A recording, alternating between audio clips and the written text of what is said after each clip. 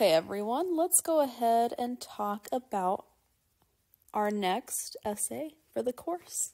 Excitement, excitement, excitement, applause, and we are moving on. So, this is a research essay. So it's a different essay type than what we've been working on. So let's talk about what a research essay consists of. So when we read stories, thinking about all this wonderful fiction that we've been a part of, these fictional worlds we've been a part of this semester, when we read these stories, we really only focus on the text itself, even when you are analyzing them in assignments and other essays, you still are keeping the focus on the text. But this research essay gives you a chance to show that literature can go beyond the text itself, even if it is fiction. What this is all called is context. It's called providing context. When you apply something to a larger purpose, that's called providing context or background information. So literature research essays allow us to do that. They allow us to study the stories in a new and non-fiction approach. So you're applying something in that fiction world that you read into the real world that you are a part of. So to continue, we think about the writing process. So with non-research essays, such as analytical essays, for example, critical analysis essays, you get the guidelines, you do a topic proposal, you begin outlining once your topic is approved, you write a draft, review, make edits, and then you submit the final draft. But if you look on the right, the writing process for the research essays is pretty similar, but there are added steps in that. For a research essay, you get the assignment guidelines, you take your time reviewing them, you submit a topic proposal, your topic gets approved, so that's similar. But then, before you begin writing the essay, you begin research. You begin finding sources. You need sources for a research essay. So these are important steps. Number 3 and 4 are important steps in the process of research essay writing. Step number 4, you create something called an annotated bibliography. And I have separate information on what that is, but you create an annotated bibliography of your sources. You basically plan your sources out. And then if you notice, step number 5, writing a draft gets pushed back a little bit for research essays. You write a draft, you review that rough draft, you make edits, all the same format, and you carry on the same steps, but number 3 and 4 added steps in there, and then you submit the final draft. So we have some added steps for research essays. Why on earth more steps? Are you kidding me? I don't want to take these steps. That's exhausting. This is horrible. This is painful. Any kind of dramatic reaction you want. This process, of course, I understand seems overwhelming. But taking those extra steps before you begin writing actually saves you a lot of time. And it does not feel that way when you're in the moment. But once you start the essay, you kind of stop and think, ooh, okay, thankfully I did have to go through all that because now I'm prepared. A research essay is still an interpretation, meaning an opinion, an approach that you have to the topic, the text, the story. But you're not really writing about the story. In fact, the majority of the essay takes the reader away from the story entirely. You don't even think about the story. You take the purpose of the text, maybe a theme, an idea, something, and apply it to the real world. So you already have that confidence in writing interpretations. You've been doing it all semester. So that part, I don't want to say is easier. It's still a challenge, of course. But you have more confidence in it because you've gone through critical analysis essays. You've gone through discussions. You've gone through writing activities. You have a stronger sense of confidence at this point. Main difference, though, between this research essay and the other essays you've been working on is you must find outside sources. In fact, that's the main focus of your essay, is you're finding outside sources to strengthen your interpretation of what these real-world discussions that your essay topic is about has. You've used those sources to prove it. So why on earth do we write research essays? What is the importance of them? Research essays in general and in literature courses, in English courses in general. They teach us the following and more. They allow students to critically analyze by applying the purpose of the story to something real, something concrete. You're reading about fiction, and sure, certain moments in the stories could happen in real life, but it's your chance to actually think about what's going on in this fiction story, and you're removing that purpose and applying it into something larger and more important and vital to the real world. It allows students to connect with the story's relevance. You start thinking about the stories. You think about maybe the literary elements again. What's the theme of the story, and how can I relate that theme to real life? How can the characters' ethics and responsibilities and their actions, how do the characters take these actions in an important way, and how could that be reminiscent and mirror real life situations? It allows students to research potential interests or research something related to their future career goals. So that's a good way. That's that real life application, so that students gather importance of research to learn about something that they're interested in. And it allows students to prove their professionalism, of course, in following. This should be, how ironic, I'm writing about professionalism and I have a typo.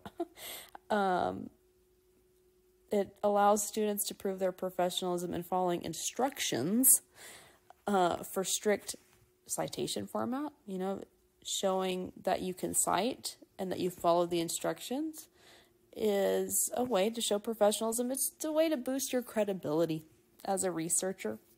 It also learns that your credibility through the accurate sources found as well.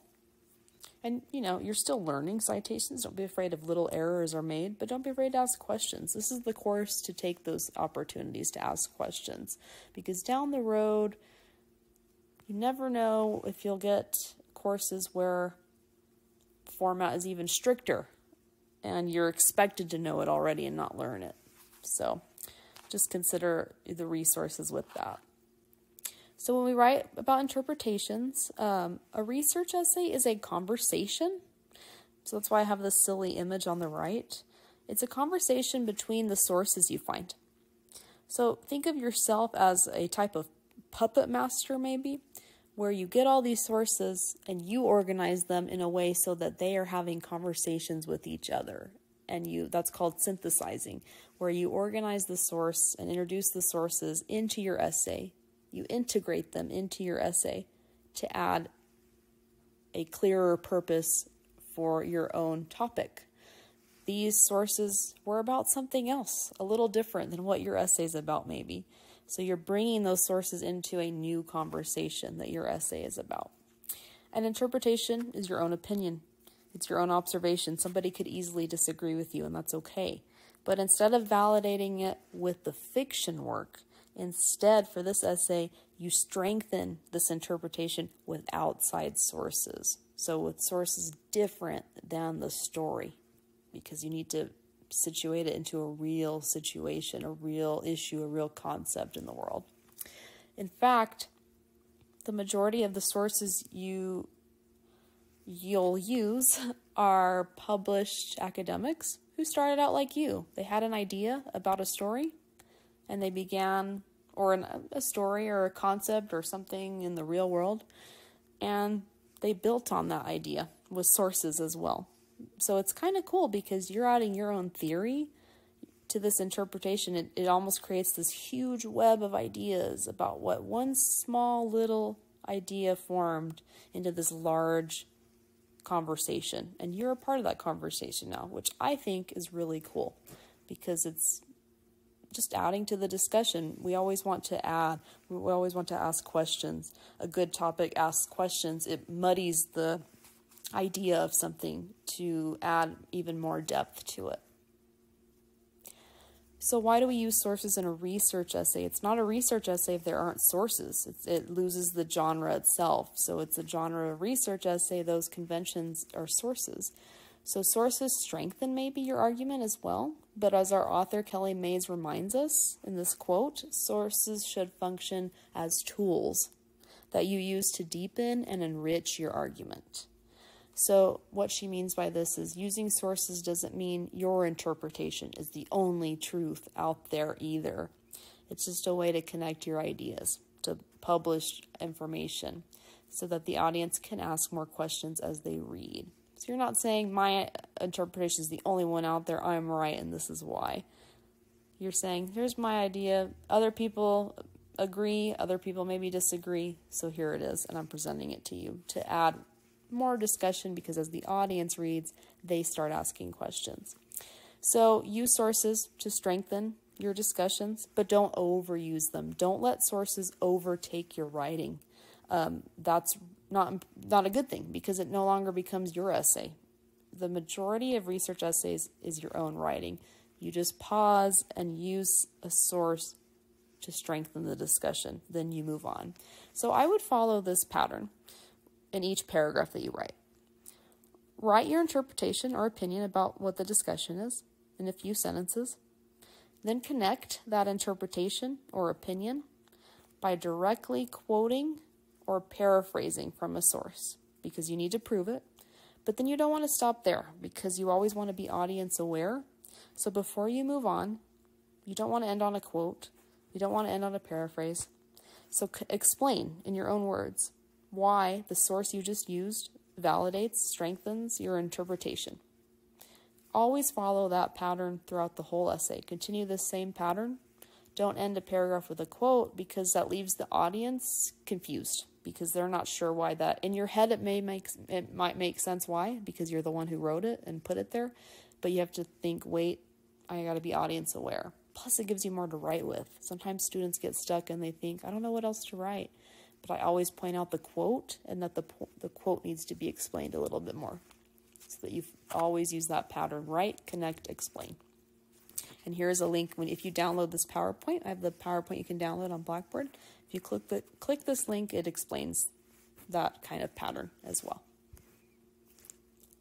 Okay, so that's all the technical, all the theory, all the ideas. So what on earth do I write about for this essay? I have no idea. Well, it's a great question to ask. It's a question I would ask if I was a student. So first of all, make sure you've reviewed, let me show you, make sure you reviewed our assignment guidelines. Now you're seeing something called an annotated bibliography in this file. There is a separate video lecture about what this is. It goes together. It's all separate grades, but it all relates. But make sure you have reviewed the research essay assignment guidelines in detail, and you ask me any questions about this research essay. So of course, make sure you've reviewed the guidelines. The research essay asks you to choose one of our short stories from the semester, just one, and it has to be one from our class that we've read. Then think, how does the story relate to a real-world concept? What this is called is writing with implications. Your research essay will connect how the story you chose relates to a concept, an issue. Issue is a serious, it's more of a negative or a serious or a debatable topic, or a situation. I'm calling it whatever you want, because it depends on what your topic is. Some topics aren't serious, some topics aren't debatable, some topics are a little bit more just about an idea or a concept. A great way to brainstorm is to think of contexts by applying something called a critical lens. So let's take a look at what critical lenses can be. And there could be more, but these are some that I think of. And Kelly Mays actually goes into some of these as well, if you want me to steer you to those readings. Critical lenses help you get a focus for a topic. So these are lists of critical lenses. Maybe choosing one of these that speak to you, that you have an interest in, and that you want to research could be a great way. You may work backwards. Maybe you have an interest in religion, so then you stop and think, okay, what stories were related to religion in some aspect, whether it was theme, character actions, symbolism, setting, plot sequence, conflict, thinking like that. You may want to work backwards. Choose a lens, think of stories that connect with that, and then finally choose the story. Or if you have a story that you really want to choose, then you think, okay, what critical lenses could I apply to this? You're just choosing one critical lens, but that helps you narrow for a topic idea. So let's take a look at some examples. And if you want, like I said, I'd recommend downloading this PowerPoint so that you can click on these YouTube links, because I can't show them while I'm recording the screen. But pretend we chose the classic fairy tale Snow White. If you don't know, just a very brief summary, Snow White tells the tale of a princess hiding from the evil queen because the evil queen wants to kill her. The evil queen is jealous that Snow White is the most beautiful and fairest woman in the land. Say I chose Snow White for my essay, and I ask myself, how can we apply the story of Snow White to a real-life concept? Well, if you watch this scene, it's a scene with the evil queen talking to the mirror and finding out that she's not the most beautiful woman in the land. So maybe I think I can apply the critical lens of ageism. Ageism is prejudice to people who are of a certain age, who are older. I can apply the critical lens of ageism to argue that Snow White depicts society's obsession with beauty and youth. So I decide, you know what, I'm going to argue that society is too obsessed with youth and beauty and perfection. And how'd I get that idea? From that scene. I would then find 5 credible sources to discuss society's obsession with beauty and youth more. So if you notice, I stopped talking about Snow White in the essay, actually, and then I start talking about beauty and youth and why this is a problem. I'm making this an argument, so I'm finding sources to strengthen that argument. Example 2, there's a TV show called Glow. It's a story semi-based on the real female wrestlers of Glow, but it's a story about female wrestlers trying to gain success in the 80s in a very male-dominated world of business and entertainment. That's a very brief summary. Again, how can I apply the story of Glow to a real-life concept? Well, this scene shows 2 main characters arguing about saving their show. So I can apply the critical lens of feminism, maybe gender as well, to argue that Glow depicts the real-world issue, so I'm arguing, about how women in power are treated, and I'm arguing that they're treated unfairly in the professional world. I would then find 5 credible sources to discuss this interpretation further. Example 3, classism. If I chose, there's a movie called Parasite. I strongly recommend it, by the way, if you've never seen it. It's a very intense story. It's a story about a low-income family who decide to trick an upper-class family into hiring them. That's a very, very brief summary, by the way. There's a lot more that happens in this film. If you watch this scene, you will notice that the Kim family, they have very tough living situations. They lack strong Wi-Fi connection, and they live in a very small space. So just from that scene, I can apply the critical lens of classism, that's prejudice towards people in a certain class system, to discuss the issue of the class struggle in society today. And again, I would find 5 credible sources to discuss that further. So that's just some ideas. Of course, you're choosing a story that we've read in the class. But just to brainstorm ideas, think of that, think of the lenses, think of the conclusion paragraphs in the previous essays we've written, in the critical analysis essays. In the first essay, one of your options in the conclusion was to do this, to close by writing with implications about how the story connects with real-world issues.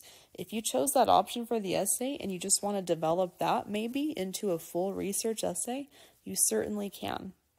If you didn't choose that option for essay 1 or you just don't want to do that, that's okay. It's not the end of the world.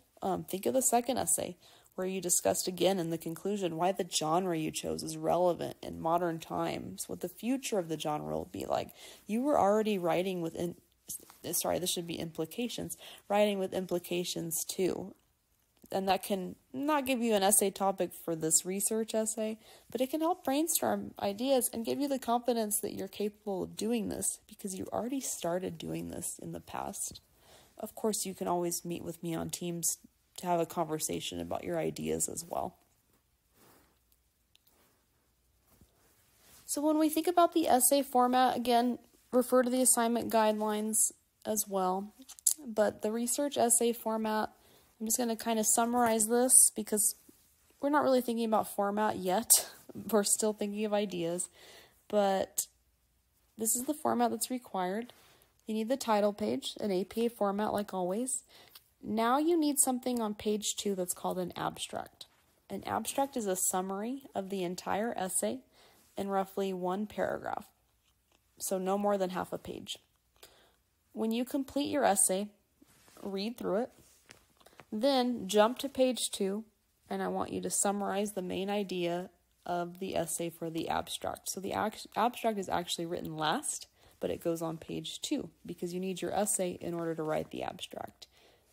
If you get stuck when writing the abstract, I always tell students, pretend you're in class and it was your turn to share your essay topic with everyone, and you had 1 minute to describe it. You're kind of just, when you describe something off the top of your head and you're not reading it with the main idea, you don't focus on detail. You just think of the main point of the essay. So maybe time yourself a minute and type up the abstract on page 2. Read through your essay maybe once or twice to have the ideas fresh in your mind, but don't refer to your essay when you write. You want the abstract just off the top of your head, main idea. And if you're interested, here's a sample abstract on this page. So to continue your actual essay then with the introduction, it starts on page 3, so it gets pushed back a little bit. The introduction should have the following. It should spark interest in the reader with an opening sentence, again, because we always want to keep the reader interested with these types of essays whenever it's some type of interpretation. Then you want to think about the story for a second. You want to assume the audience hasn't read the story, or they maybe just read it once. So just a brief plot summary of the story of the story you chose. Again, plot summaries shouldn't be more than 3 sentences, let's say. Brief little summary of what happens in the story. And again, when you summarize, you don't focus on detail. Just the main point A to B. What happens and how does it end?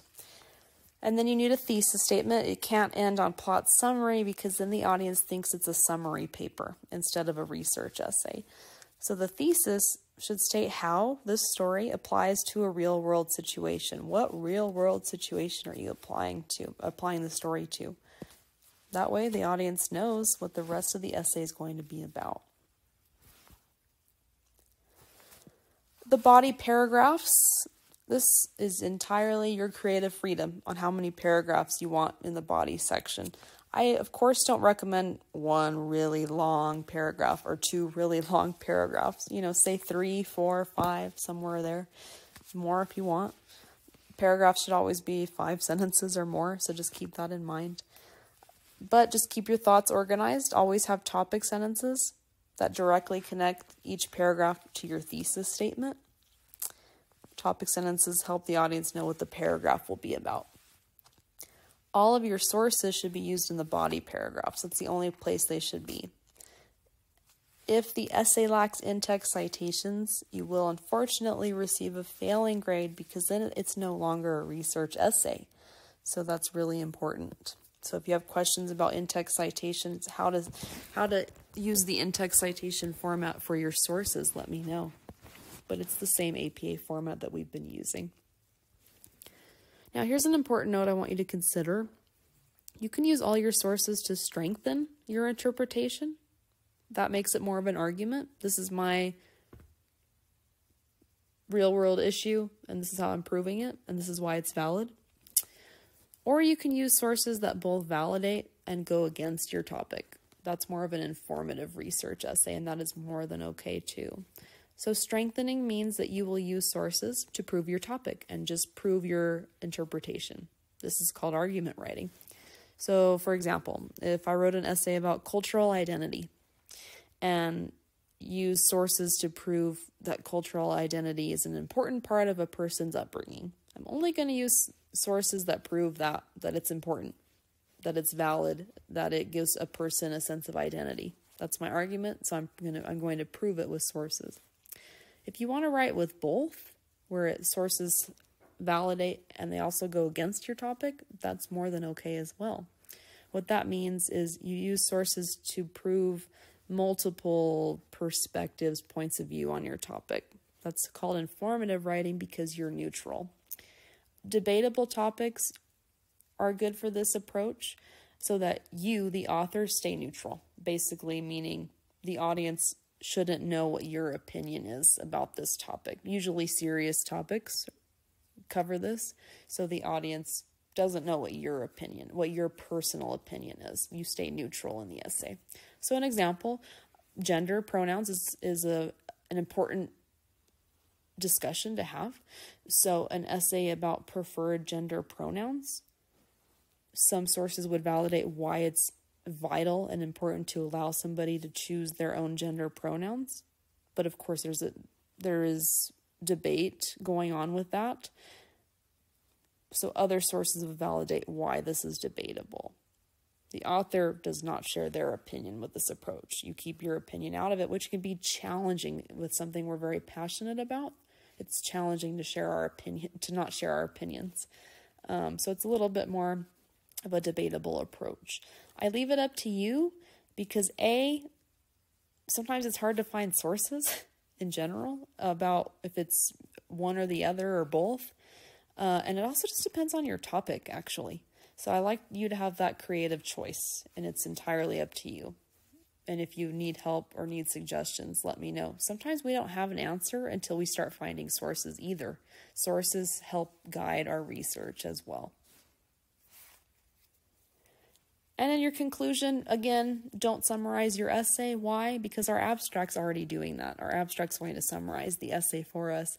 So instead, consider the following questions. You don't have to answer all of these. It just, again, depends on what your topic is, actually. Why is this topic important? Why do we care? The kind of so what? How does this real-world situation that you wrote about connect with your own life if you're interested in sharing, especially if you wrote more of a informative essay? If you want to share your opinion on the topic, that's where you can if you feel like it. If this is a serious issue, some topics are serious, so how do you hope to solve this? If the topic is very pro-con, how can both sides come to an agreement? It just depends on what the topic is, of course. What do you think the future of this I always like future outlook. I think it's important. It's an implication within an implication essay. What do you think the future of this real situation will be like? So think about that. And then after the conclusion on a new page, you need your references of all your sources, alphabetized and in APA format. And this link is a sample reference page for us. So that's the majority of our essay. Again, check out the guidelines. Make sure you're reviewing everything and the grading rubric and the due date. And let me know if you have any questions.